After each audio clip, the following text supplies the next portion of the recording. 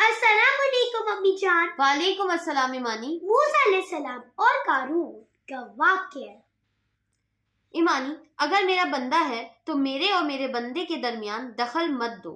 उसकी तौबा का इंतजार कर रहा हूँ। ये शहंशाह आजम कब तक करेंगे? इंतजार तो अल्लाह कहता है जब तक इसके गले का घुंघरू नहीं बोलता और इसकी जिंदगी का तार नहीं टूटता। मैं इसकी तौबा का इंतजार करता रहूंगा। किसी रात को तौबा करेगा, जब करेगा मैं कबूल करूंगा। जिस दिन ये तौबा करेगा मैं इसकी तौबा कबूल करूंगा। कोई नहीं मेरे से ज्यादा सखी, मेरे से ज्यादा करीम और मेरे से ज्यादा मेहरबान।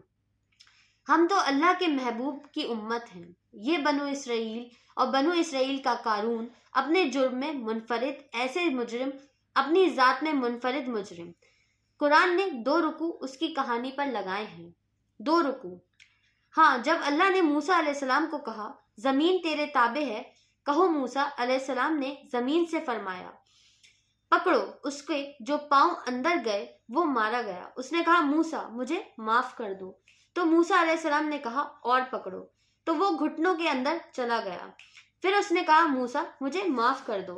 तो मूसा अलैहिस्सलाम ने कहा और पकड़ो, वो अब कमर के साथ अंदर चला गया। कहा मूसा मुझे माफ कर दो। तो फिर कहा और पकड़ो, वो गर्दन तक अंदर चला गया।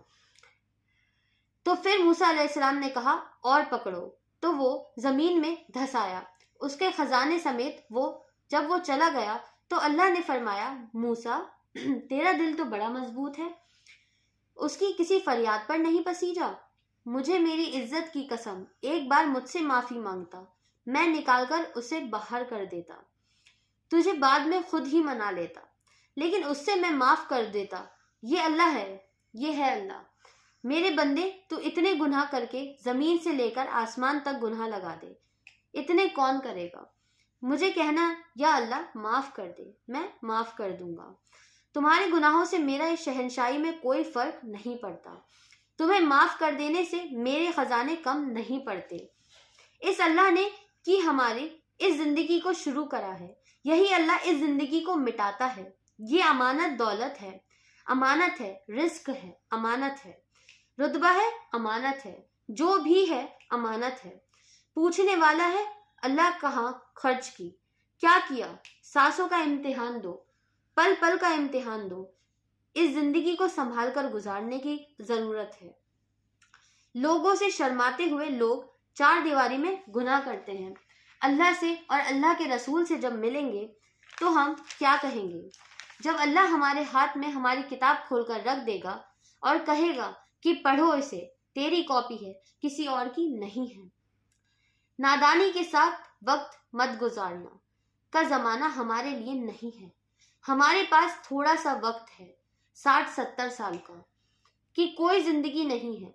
जरा सा बीमार हो जाए तो लोग कहने लगते हैं इनके लिए दुआ करो। अब अल्लाह इन्हें अपने पास बुला ले। हमारे पास तो वक्त है ही नहीं, थोड़ा सा है। मौत बहुत तेज आ रही है। इस उम्मत का मसला वक्त की किल्लत है।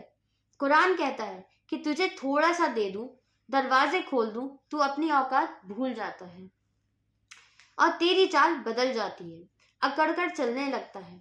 अल्लाह की तरफ रुजू करें और अल्लाह से ही सिर्फ मांगे। लाइक शेयर सब्सक्राइब कीजिए। घर में चीखना, चिल्लाना और ऊंचा बोलना किसी भी सूरत में सही नहीं है, चाहे गलती किसी की भी हो। इस्लाम में घर का माहौल सुकून और मोहब्बत का होना चाहिए। चीखने चिल्लाने से न सिर्फ घर की फिजा खराब होती है बल्कि रिश्तों में दूरियां भी लाता है। कुरान में अल्लाह ताला फरमाते हैं और अपनी आवाज नीचे रखो, बेशक सबसे बुरी आवाज गधे की आवाज है।